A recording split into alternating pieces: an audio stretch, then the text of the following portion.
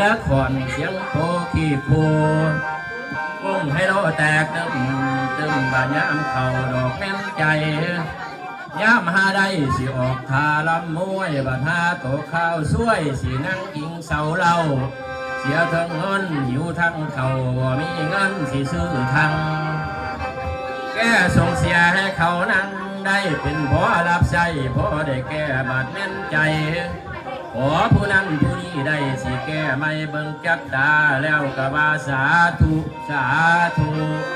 สาธุเด้อเทวดาเฮ็ดในบักขามล้วนบ่ล้วนหงายกะล้วนขวมขอท่านน้ำล้วนให้แน่หมาสี่แม่มึงเอ้ยนกให้ล้วนก็บ่ล้วนรถเที่ยวปิ่นแต่เพียงเดียวหรือสุขมันบ่เกี่ยวกับโลกในบักขามบ่น้อร้องไปย้ำให้รู้เบิ่งกะนะเพิ่มบุญคำเสียงเจ้ามือฟัดถวยวางลงสิเต็งตำโตดสีเอียวอีกซ้ำเสียซ้ำนำทวี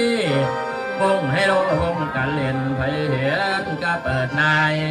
ยักแม่นไผยักไผได้เสียกระบองมันละมัวเข้าใส่กันยักเงินกันจนหลงสนผู้รังคนได้ลงในหมอสำล้านนี่แห้งหายเคยแล้วพวกตัวโปวงให้โลวงกันเล่นเสียมาใจพันคอยพอดหอดแหวนทองสวยมือถือซ้ำนำกระพือสีคือขย้ำได้คือมาไว้แท้เท่าหาพกขาวรวยสวยจ้ากะว่าเป็น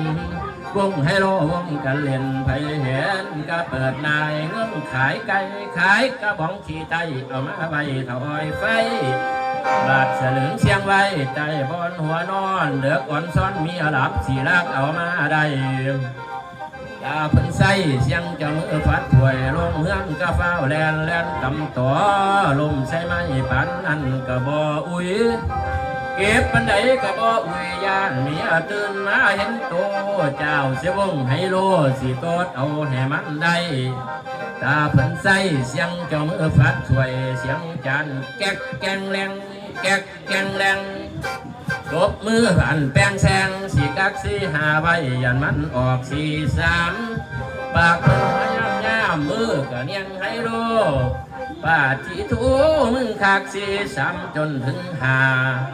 บัดให้รู้เปิดออกมาเลยเป็นสามหาเสียแห่งจ้าเบาเกินแม่นกูอยากมีเงินแสนตัวอายังโกที่พายอขี่รถเก่งนวลในโอ้ยละน้ำ